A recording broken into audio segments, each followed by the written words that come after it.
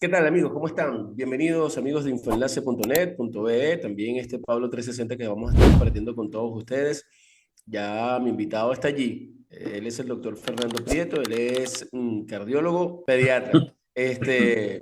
Y a ver, yo ya con Fernando habíamos conversado una vez para la radio, pero esta vez lo tenemos para nuestro canal de YouTube y para toda nuestra plataforma digital de infoenlace.net.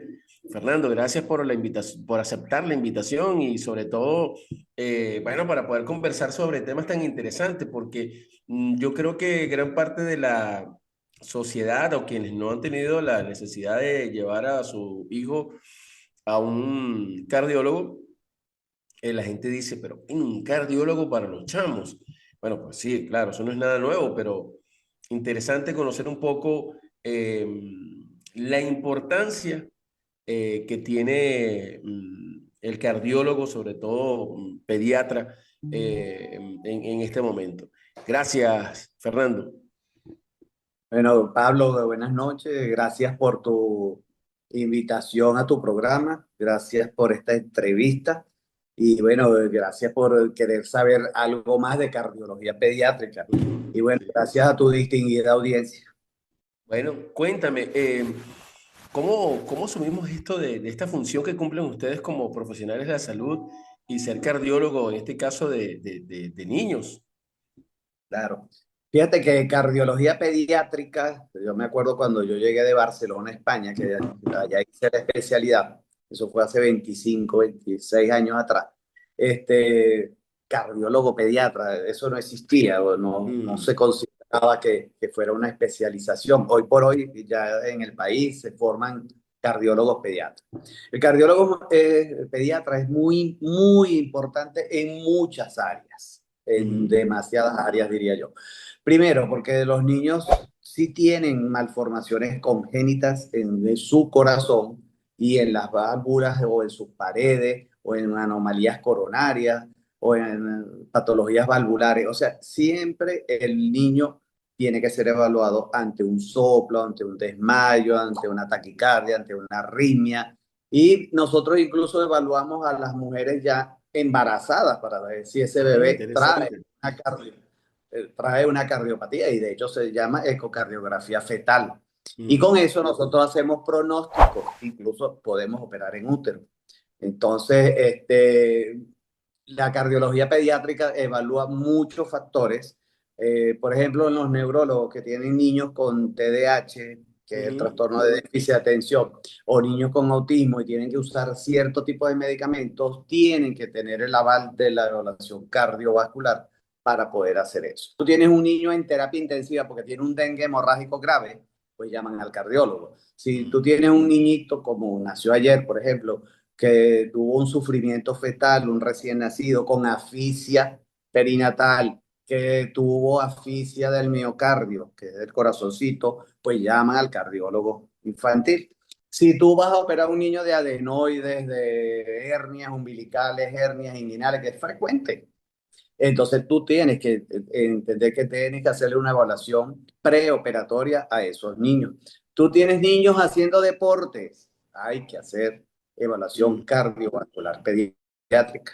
¿Entiendes? Sí, mira, vamos a ir un paso a la vez porque fíjate, son tantas preguntas que me surgen ya en este momento, pero una de las primeras es que es tan importante eso en esta etapa de niño, que muchas personas llegan a ser adultas con una patología en el tema cardiovascular que no los, de corazón que no lo saben y que a lo mejor lo tenían desde pequeño, ¿no? Eso también puede Nos pasar. ha- sí, nos ha Ujú. ocurrido.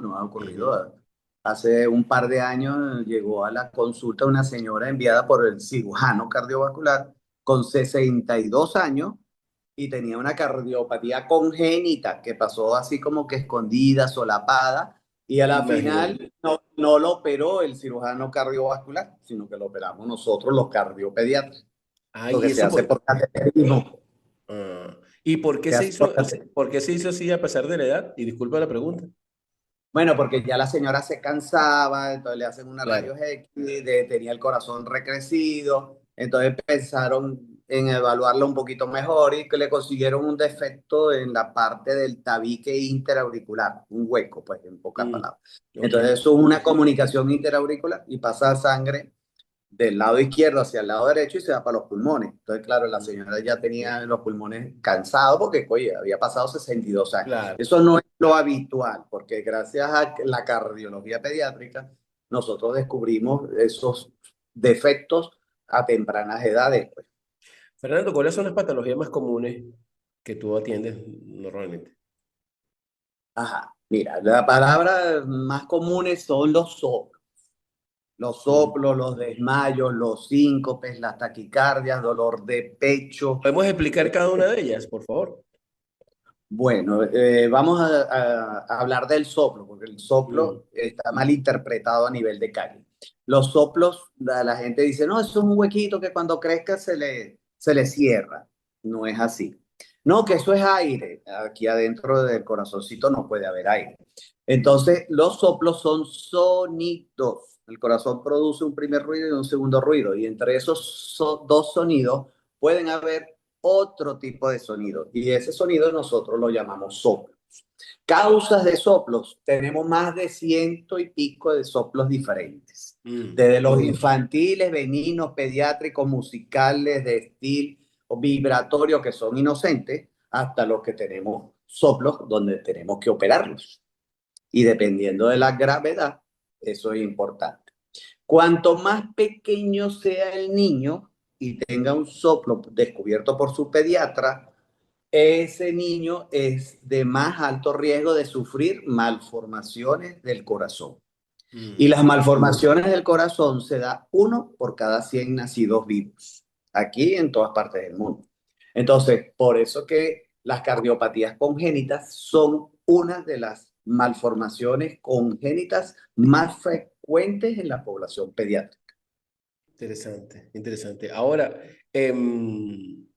bueno, yo primero que en el caso de los niños, los primeros que llegan muy asustados son los padres, me imagino, cuando hablan con el cardiólogo y le dicen, bueno, eh, Apenas le dicen que necesita un cardiólogo, se asustan mucho, sí, claro está. sí, mira, tú sabes que ahorita, desde hace un buen tiempo, y lo dejé saber, que hay muchos jóvenes que por lo menos practican fútbol, natación, y el nivel de exigencia a temprana edad, porque juegan a lo mejor son deportistas de alto rendimiento a esa temprana edad, bueno, a veces hemos visto en partidos de fútbol que niños se desmayan, hemos visto de repente que están practicando una disciplina y bueno, de repente igual se desmayan o se marean.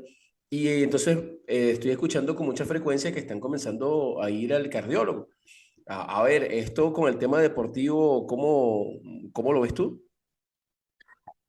Mira, fíjate, nosotros tenemos una lucha grande desde hace muchos años. Es que Mm, el niño tiene que ir, ojo, el niño o la persona que decida hacer deporte y más claro. de deporte de alta competición. Ujú, Nosotros estamos peleando porque antes de que vayan a hacer deporte de alto nivel competitivo, tienen que pasar por cardiología. Porque el hecho de que esté asintomático no significa que no tenga un problema relativamente grave del corazón. ¿Ok? mm, Entonces, fíjate lo que ha pasado. En estos días hubo un maratón afuera en el extranjero y hubo una muerte súbita en uno de los maratonistas. mm. ¿Cuántas personas se mueren en los maratones? Casi que todos los maratones tienen un muertico. Y son personas que están años o en el fútbol, que lo hemos Mm, visto. ujú, sí. Fíjate lo que tú acabas de decir. No, que estamos viendo con frecuencia en el partido de fútbol el niño que se desmayó. Eso es Mm, una bandera roja para nosotros. Niño con desmayo, que es el síncope. ujú, Niño con desmayo en ejercicio, cardiólogo urgente. mm, Eso es una bandera roja. Diferente es el niño que está cantando el himno nacional y se desvaneció, se desmayó. claro. Diferente es el niño que le estaban tomando la muestra de sangre y se desvaneció. Eso es aparte.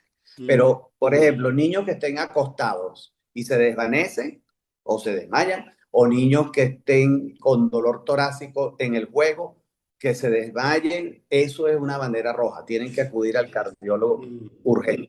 ¿cuáles son los síntomas? Ya estás hablando de uno, pero hay más síntomas que a uno como padre debe como despertar y sonar esa alarma allí cuando tú dices, oye, siento que tiene esta característica, estos síntomas, ¿será que lo tengo que llevar al cardiólogo? ¿Hay algunos síntomas aparte de los que me estás comentando ahorita que tendríamos que Sí, estar pendientes? Sí.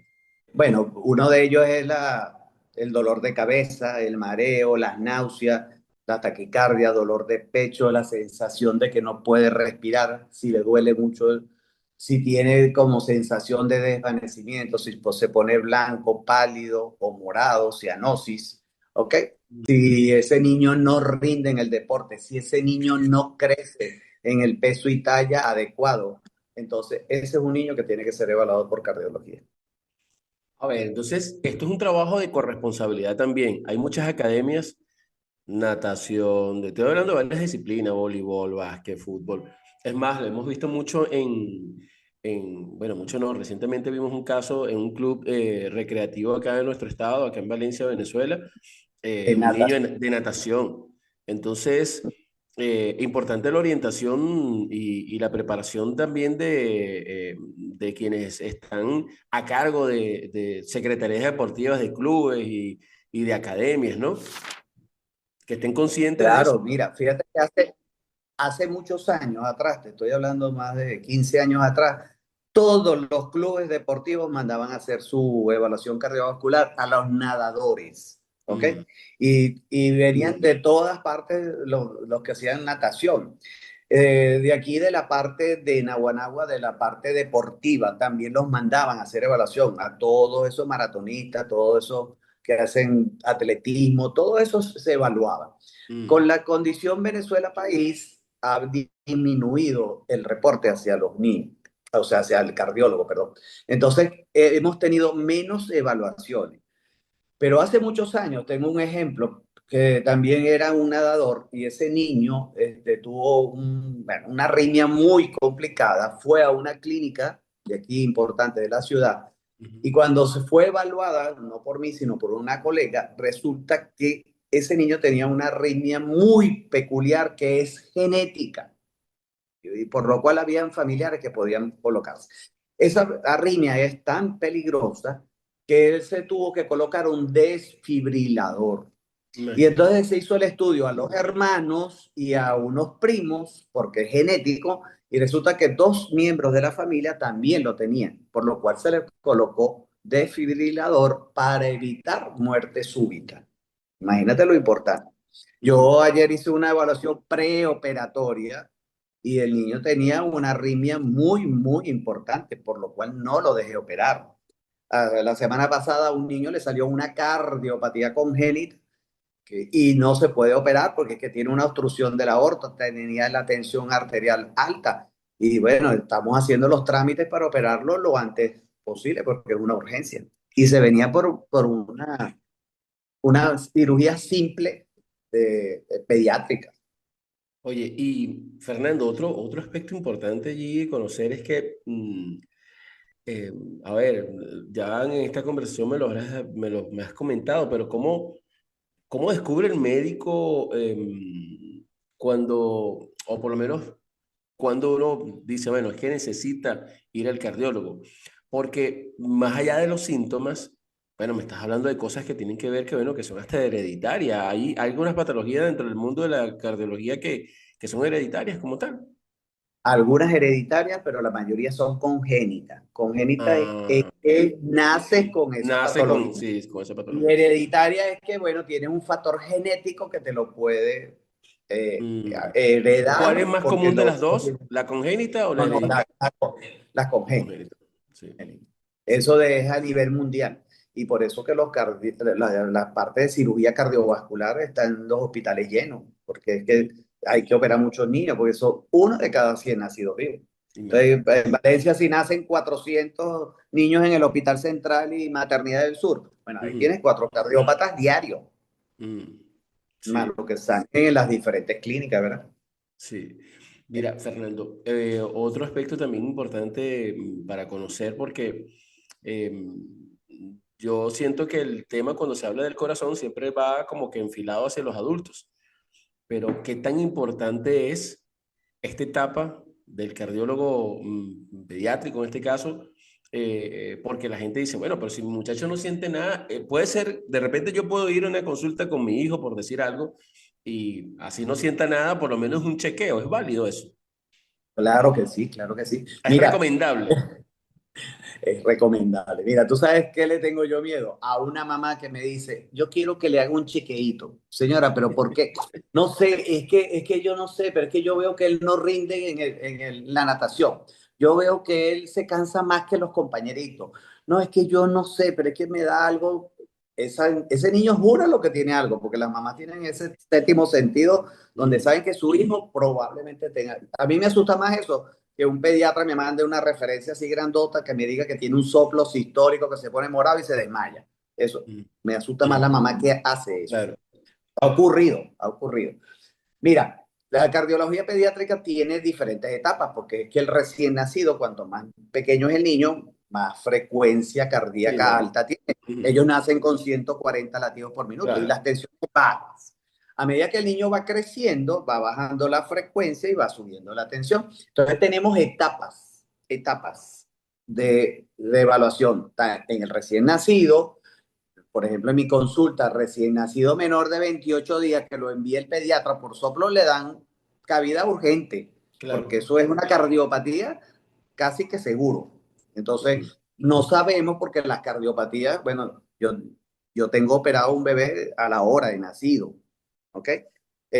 Hace poquito se operó un bebé que tiene que operarse en los primeros 10 días de vida. ¿Ok? ujú, Porque entonces todas las cardiopatías para su cirugía tienen una meta gol estándar, pues, o sea que tienes que hacerlo en ese tiempo, pues, si no pierde el ritmo y entonces se puede, bueno, deteriorar o el pulmón o el corazón y no se puede hacer el tratamiento quirúrgico. ¿Ok? sí. Entonces, las diferentes etapas son importantes. Un adolescente que está cambiando sus hormonas y todo, que está en la fase de crecimiento, que es su último periodo de crecimiento, ese adolescente tiene cambios hormonales que son muy importantes para los pediatras y sobre todo para la parte de cardiología pediátrica. Mm, sí.